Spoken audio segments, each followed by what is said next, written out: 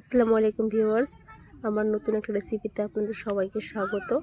আজকে আমি বানাবো ওটস অমলেট। ওটস অমলেট বানানোর জন্য আমি এখানে নিয়ে নিয়েছি ইকো ভ্যালির ওটস। আপনারা যেটা ওটস খান সেই ওটসটা ব্যবহার করবেন। আমি ইকো ভ্যালিটাই খাই, তাই আমি সেটা নিয়েছি। আর নিয়ে নিয়েছি দুটো ডিম, আর নিয়েছি এখানে 1 টেবিল স্পুন মতো শাহজিরে। আপনারা আপনাদের নর্মাল জিরাও ব্যবহার করতে পারেন। আমি শাহজিরাটা নিয়েছি। আর নিয়েছি 5-6টা কারি পাতা, রসুন কুচি করে নিয়েছি, হাফ গাজর গ্রেট করে নিয়েছি, টমেটো কুচি একটা, আর একটা গোটা পেঁয়াজ কুচি বড় সাইজের, আর নিয়েছি দুটো কাঁচা লঙ্কা কুচি করে। যে যেরকম ঝাল খাবেন আপনারা সেই মতো দেবেন। আমি অল্প পরিমাণে ঝাল দিয়েছি। এবার আমি ওটসটাকে গুঁড়ো করে নেওয়ার জন্য একটা মিক্সিং জার নেব। এর মধ্যে আমি 4 চামচ মতো ওটস নেব। এটাকে আমি ভালোভাবে গুঁড়ো করে নেব। আমি যেহেতু দুটো ডিমের জন্য করছি তাই 4 চামচ দেব। আপনারা যদি বেশি ডিমের পরিমাণ বাড়ান তাহলে ওটসের পরিমাণটা একটু বাড়িয়ে নেবেন। এবার 4 চামচ দিয়ে দিলাম। এটাকে এবার ভালো করে মিক্স করে নেব। মিক্স করে এরকমভাবে গুঁড়ো হয়ে গেছে, দেখুন হালকা করে আমি গুঁড়ো করে নিয়েছি। মিশ্রণটা ঠিক এইরকম হবে, খুব বেশি গুঁড়ো হবে না, একটু দানা দানা ভাব থাকবে, তাহলে অমলেটটা খেতে ভালো লাগবে। আমার একটু সর্দি লেগেছে, তার জন্য গলার ভয়েসটা একটু অন্যরকম লাগছে। এবার ডিম দুটোকে ফাটিয়ে নিচ্ছি। ফাটিয়ে এটাকে আমি ভালোভাবে মিশিয়ে নেব। এটা ব্রেকফাস্টের জন্য খুব ইজিলি হয়ে যায় এবং পেট অনেকক্ষণ ভরাও থাকে। যারা ডায়েট করেন তাদের জন্য খুবই ভালো। সকাল সকাল চটজলদি ওটস অমলেট খেয়ে নিলে অনেকক্ষণ পেট ভরে থাকবে। আর বাচ্চাদের টিফিনের তো কোনো জুড়েই নেই। সকালে টিফিন হোক বা বিকালের নাস্তায় ওটস অমলেট পেটও ভরা থাকবে আর খেতেও বাচ্চারা অনেক মজা পাবে। এবার ডিমের মধ্যে আমি একটু পরিমাণে লবণ, আমি এখানে পিঙ্ক সল্টটা ব্যবহার করেছি, আপনারা নর্মাল সল্টটাও দিতে পারেন, আর কিছু পরিমাণে হলুদ গুঁড়ো হালকা করে দিয়ে এবার ডিমটাকে ভালোভাবে ফেটিয়ে নেব। এভাবে ভালো করে ফেটিয়ে যাতে ডিমের মধ্যে লবণটা ভালোভাবে মিশে যায় এবং হলুদটাও ভালোভাবে মিশে যায়। নাহলে হলুদটা কি হয়, উপরে উপরে ভেসে থেকে যায় ভালোভাবে না ফেটালে। তাই ভালো করে আমি মিশিয়ে নিচ্ছি।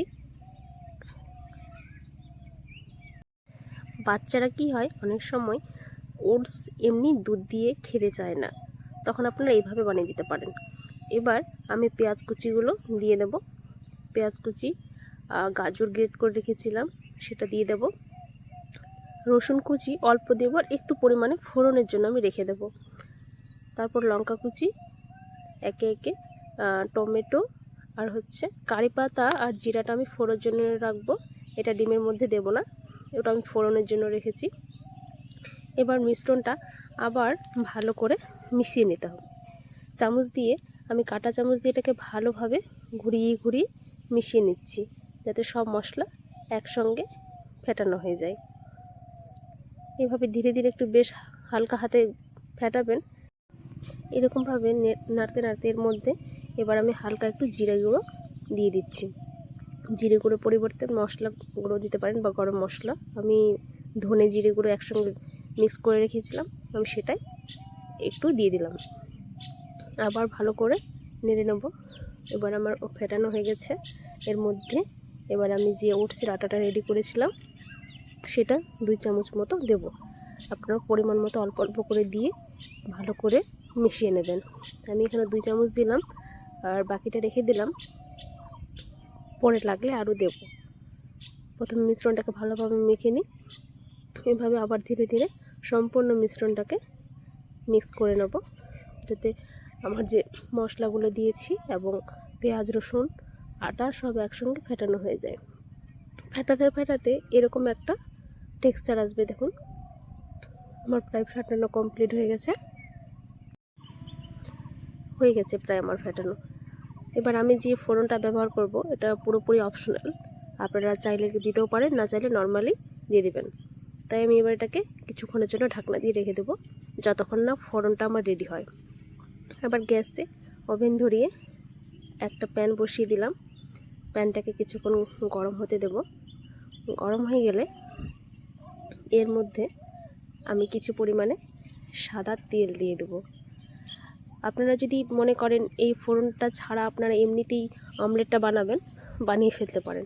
যেহেতু কারি পাতা আর শাহি জিরার একটা ফ্লেভার অমলেটটাতে খুব সুন্দর আসে, তাই আমি এটা দেবো।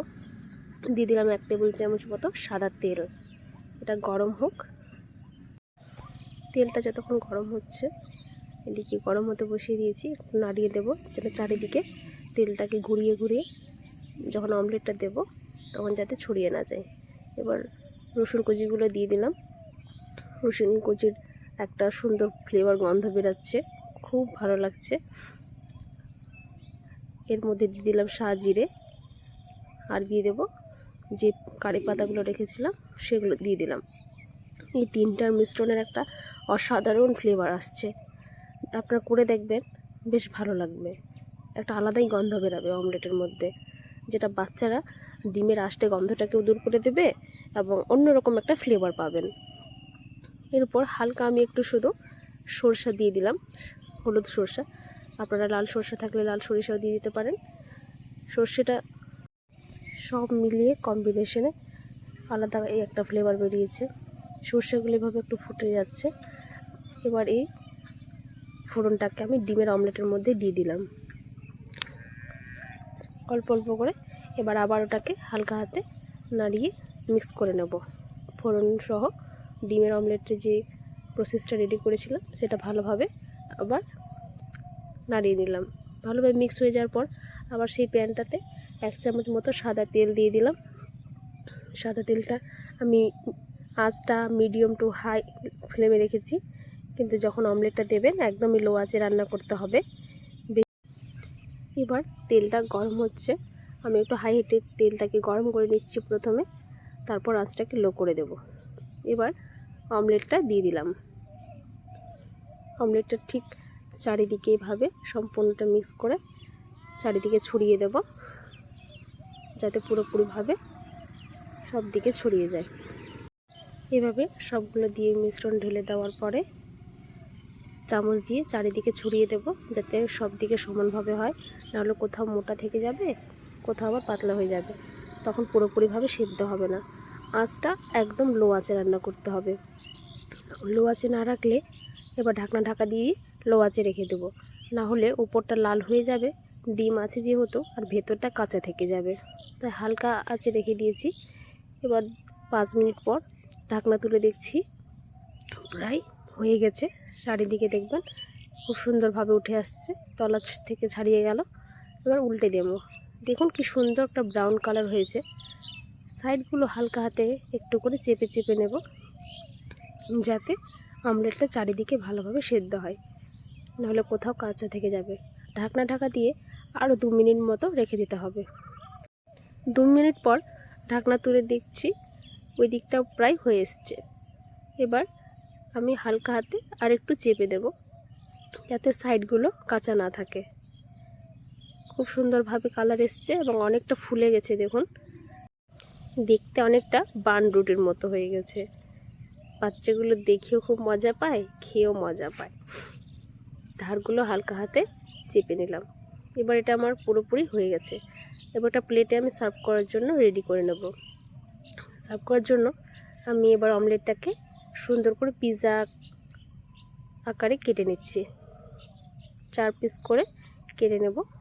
বাচ্চাগুলো ডেকোরেশন করে খাওয়ার খুব পছন্দ করে, আমার মেয়ে তো খুবই পছন্দ করে। তাই এইভাবে আমি প্লেটে সুন্দর করে 4 কোনা করে কেটে নিলাম। তারপর একটু সস দিয়ে সার্ভ করেছি। গরম গরম ওটস অমলেট রেডি। আমার এই রেসিপিটি আপনাদের কেমন লেগেছে অবশ্যই জানাবেন। যদি ভালো লাগলে লাইক এবং সাবস্ক্রাইব করে দেবেন। কমেন্টে জানাতে ভুলবেন না রেসিপিটি কেমন লাগলো। আগামীতে আরেকটা ওটসের নতুন রেসিপি নিয়ে আসবো। ততক্ষণের জন্য সবাইকে টাটা। সবাই ভালো থাকবেন, সুস্থ থাকবেন। আমার রেসিপি আজকে এই পর্যন্ত।